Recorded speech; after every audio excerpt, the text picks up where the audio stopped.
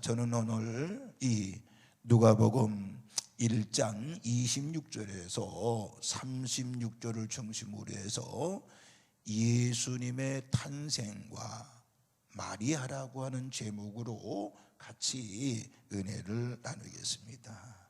이번 주 금요일은 우리 예수님이 오신 성탄절입니다. 성탄절입니다.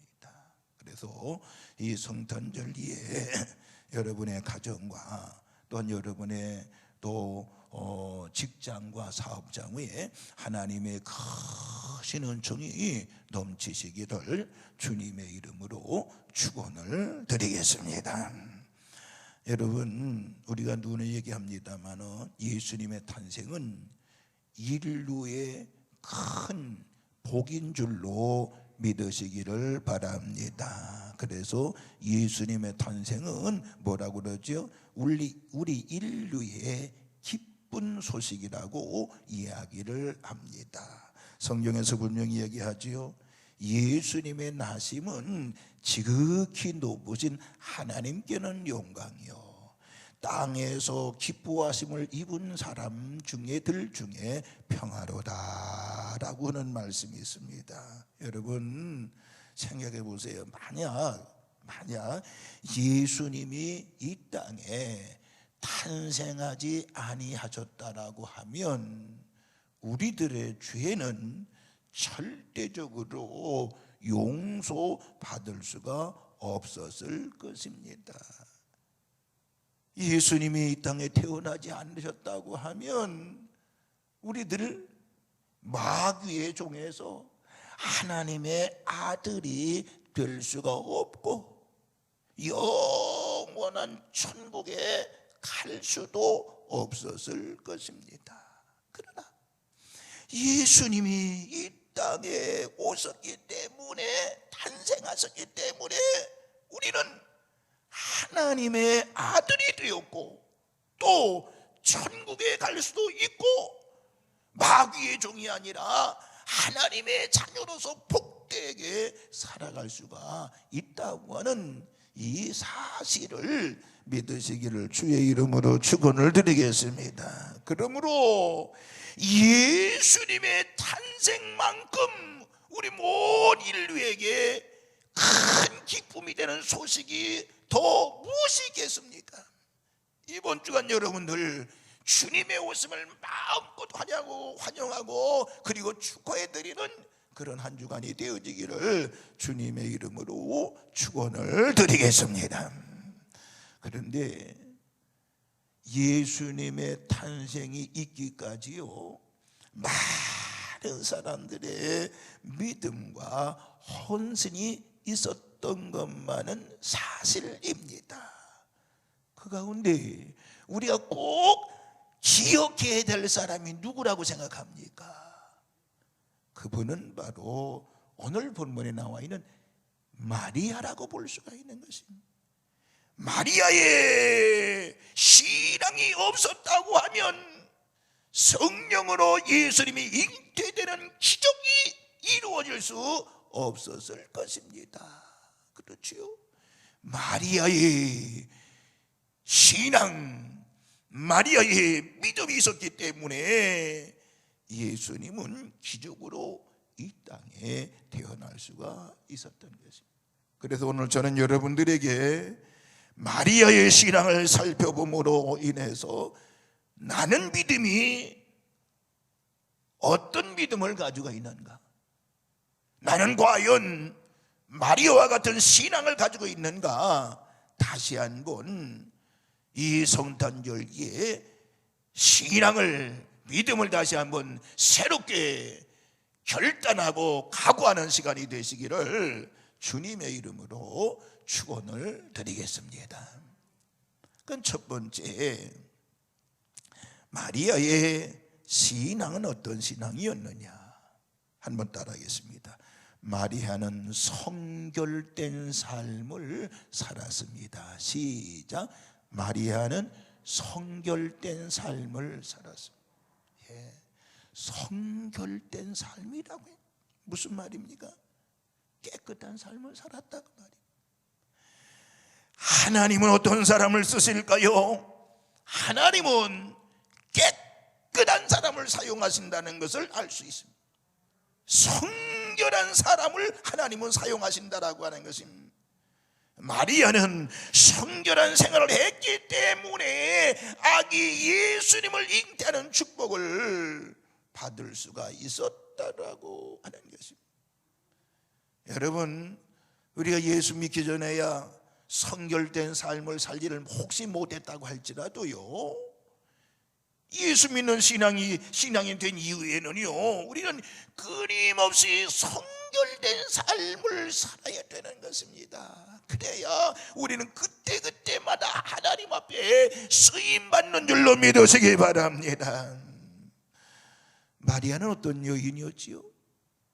이 마리아는 요셉과 정혼한 자라고 그랬습니다. 그러니까 결혼하기로 약속한 사람이라 그랬습니다. 그런데 끝까지 순교를 지켰다라고 얘기하고 있습니다.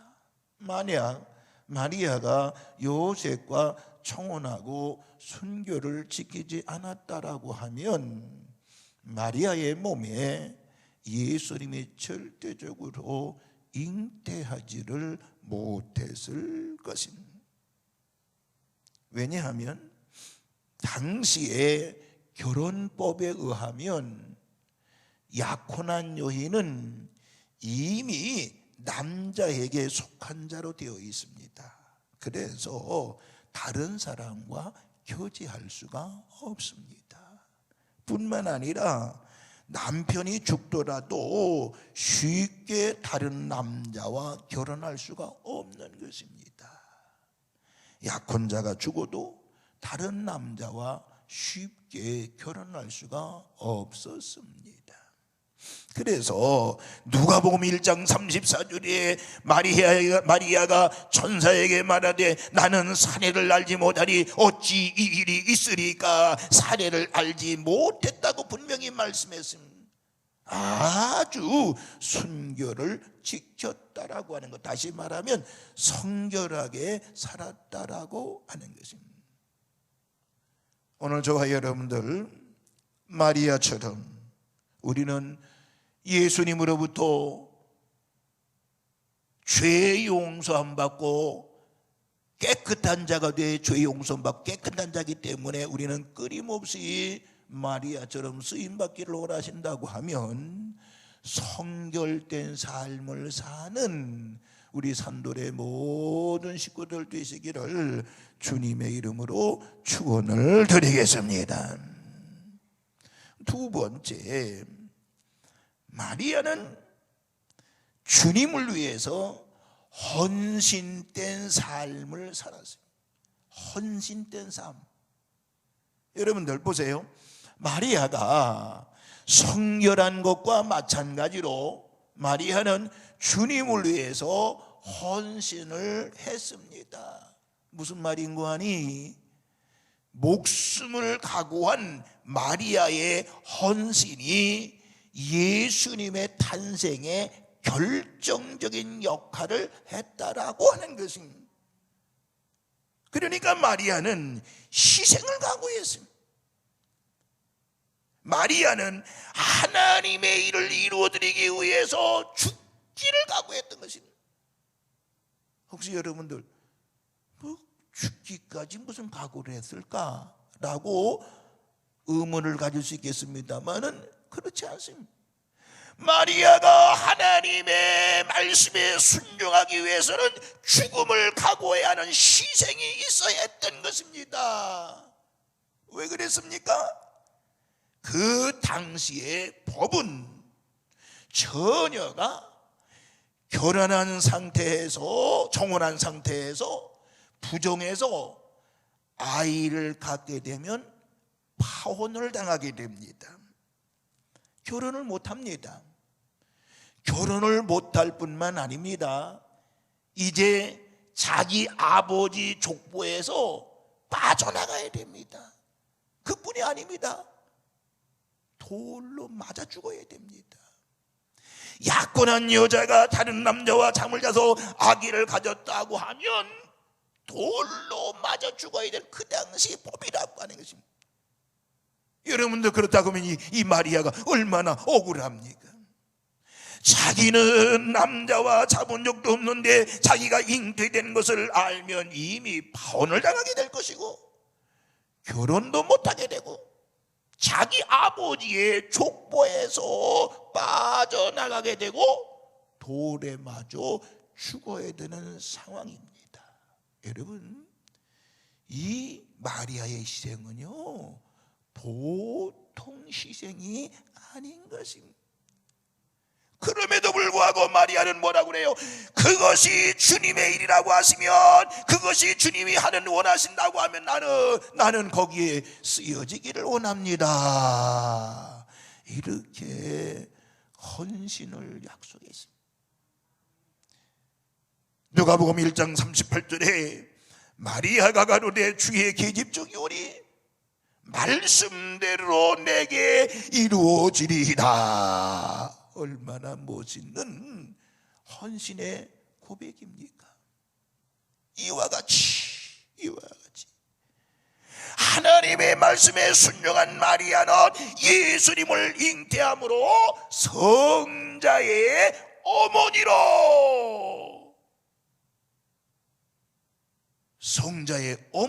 어머니가 될 수 있었다라고 하는 것입니다. 큰 영광과 축복이 그에게 안겨진 게 아니겠습니까? 그뿐이 아닙니다. 인류에게 구원의 기회를 제공하는 일에 일익을 담당했던 그 복을 마리아가 받게 된 것입니다. 하나님의 아들을 잉태하는 복을 받았을 뿐만 아니라 인류에게 구원의 길을 열어주는, 또 그의 길을 감당하는 놀라운 축복을 마리아가 받았던 것을 알 수 있습니다. 제가 다종교를 비방하고 싶은 마음은 없습니다만은 천주교는 그래서 예수님도 귀하게 여기지만은 마리아를 더 귀하게 여기죠. 오늘 여러분들 나쁜 것은 아닙니다만은 예수님보다는 앞설 수는 없겠습니다만은 마리아는 고귀한 첫 번째 성결된 삶을 살았고요, 두 번째는 헌신된 삶을 살았기 때문에 마리아의 신앙이 귀한 신앙임을 믿으시기를 바랍니다. 마지막 세 번째, 마리아는 순종하는 삶을 살아서 결국에 큰 축복을 받은 사람이었음을 믿으시기를 바랍니다. 제가 누누이 얘기합니다만은 우리가 축복받기 위해서 예수님 믿고 하나님 믿는 것은 아닙니다만은, 그러나 마리아는 순종하는 삶을 살아 큰 축복을 받은 사람. 왜? 아낌없이 헌신하고 절대적으로 순종한 결과로 인해서 이 마리아에게는 큰 은혜와 복을 받을 수 있었다는 이 사실을 믿으시기를 바랍니다. 가브리엘 천사는 마리아에게 아기 예수님에 대한 첫 소식을 전달했을 때 이것을 이미 알려주었잖아요. 누가복음 1장 30절에 보면 천사가 일러 가려되 마리아여 무서워 말라, 내가 하나님께 은혜를 얻었느니라 라고 그랬습니다. 여러분, 그러면 마리아는 어떤 은혜를 받았지요? 마리아는 구세주 예수님을 수태하는 은혜를 입었던 것을 알 수 있지요. 이거보다 더 큰 복이 어디가 있겠습니까? 최고의 복인 것입니다. 마리아는 예수님의 모친이 되어서 예수님을 잉태하는 복을 받았습니다. 그래서 누가복음 1장 42절에 뭐라고 그랬지요?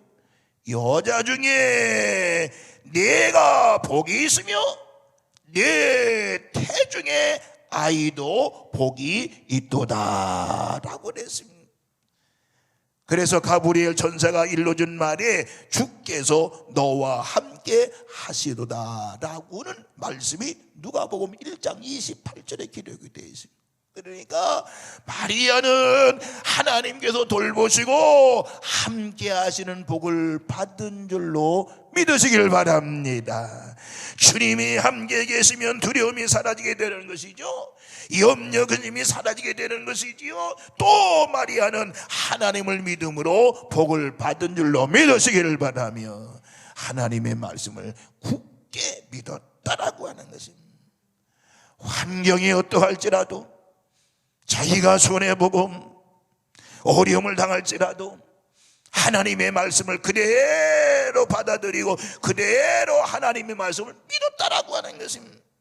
마리아는 도무지 이해할 수 없는 일이 있음에도 불구하고 하나님의 성령께서 친히 아기를 잉태케 하신다는 이 가브리엘 천사의 말을 듣고 이를 믿음으로 받아들이고 순종했다라고 하는 것입니다. 여러분, 하나님의 큰 복은 하늘의 복을 받을 만큼 그릇이 준비된 사람들에게만 내려오는 줄로 믿으시기를 바랍니다. 우리도 마리아처럼 하나님의 말씀을 순수하게 받아들이고 믿는 우리 믿음의 성도 여러분들 되어지시기를 주님의 이름으로 축원을 드리겠습니다. 이 성탄절기에 우리가 세 가지를 각오하십시다. 첫 번째, 말씀드린 것처럼 성결된 삶을 살기로 각오하시는 성탄절이 되기를 주의 이름으로 축원을 드리겠습니다. 두 번째 각오는 마리아처럼 헌신의 삶을 각오하는 성탄절이 되시기를 주의 이름으로 축원을 드리겠습니다. 세 번째, 마리아처럼 순종하는 삶을 살겠다고 각오하는 성탄절이 되기를 바라면서 하나님의 은혜와 하나님의 큰 축복의 은혜가 우리 일부 예배에 참석한 모든 성도들에게 함께 하시기를 바라며, 또 영상으로 예배를 드리며 말씀을 듣는 우리 모든 성도들에게도 한결같은 은혜와 축복의 역사가 있을 줄로 믿습니다. 이번 성탄절에 여러분들 기쁨과 감사의 마음으로 한 주간을 승리하는 우리 선도의 식구들 되시기를 다시 한번 주님의 이름으로 축원을 드리겠습니다. 기도하겠습니다.